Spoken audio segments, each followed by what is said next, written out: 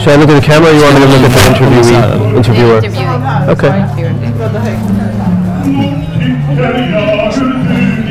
Okay. Let's get started. We're interviewing right now Borzou Daraghi, which is a Middle East and North African correspondent, and we would like to ask you, because we just had a seminar where we discussed the destruction of cultural heritage sites by the Islamic State in the Middle East, and how, especially in media, actually worldwide, we're really being appalled by this destruction. But you really put emphasis on that.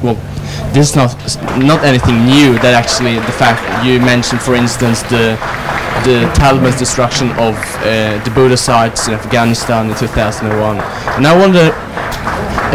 What do you think is the reason why, media has not really,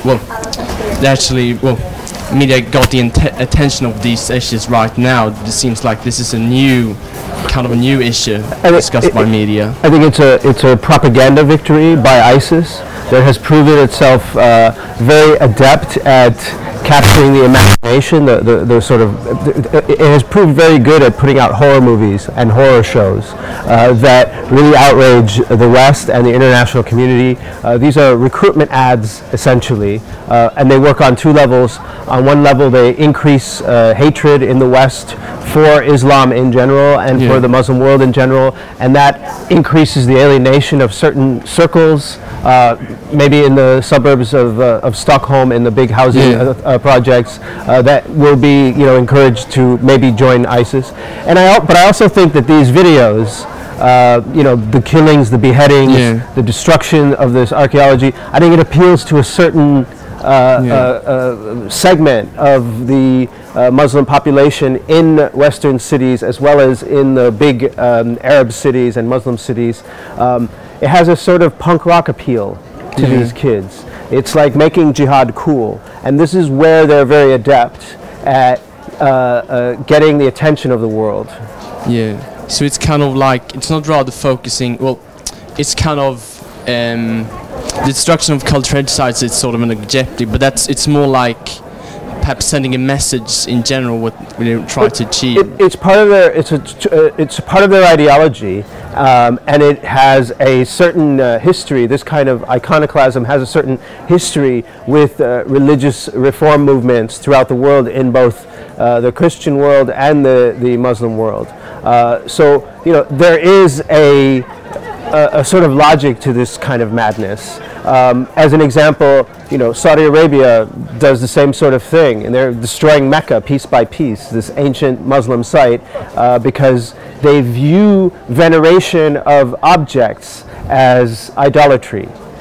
So in this very extreme form of Islam that's not practiced by every single Muslim in the world, a Sufi shrine made in the 9th century that is housing an ancient saint from back then, a sort of tomb for the saint, that is considered it's considered illegal. It's considered against Sharia law, and it should be destroyed because there's the danger that people will come and venerate this false idol. Okay, and also the question about, because you were not only talking about how we should kind of fighting the Islamic State, but rather how perhaps sort of how we make these countries value their own cultural heritage. And I remember one article about the CEOs of the London Petroleum Company, and they had just visited the Petra in Jordan, and describing how pretty much the Islamic State have kind of scared away all the Western tourists. I wonder how would the visit of Western tourists kind of make people value their cultural heritage more in the Middle East and North Africa? Well, I mean, I don't know. I mean, we don't want to be patronizing about this issue, but I think that visiting these cultural heritage sites is really fun. First of all, I think it's a nice holiday, and it does bring some resources to these cultural heritage sites. But I think we should put more an emphasis on training partners in this part of the world. Maybe you don't partner up with the government. Maybe you partner up with the Department of Archaeology at a university, and you sort of empower the individual archaeologists themselves, give them the tools, rhetorical, financial, the resources that they need to fight the battles there to preserve these sites.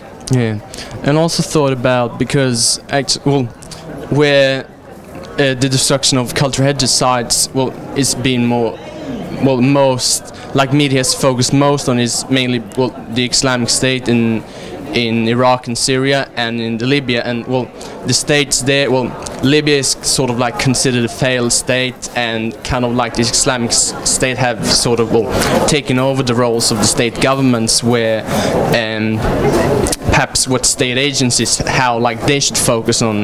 Yeah, I think that's an important point to make, is that a lot of this destruction is is caused by the failure of the states and the collapse of authority in these places, the black holes that develop on the geopolitical map. One of the consequences of that is, this sort of rampant looting and even destruction of these sites. Yeah, absolutely. And could we undertake certain measures to end those conflicts in these states? You have to resolve those conflicts. And each conflict is different.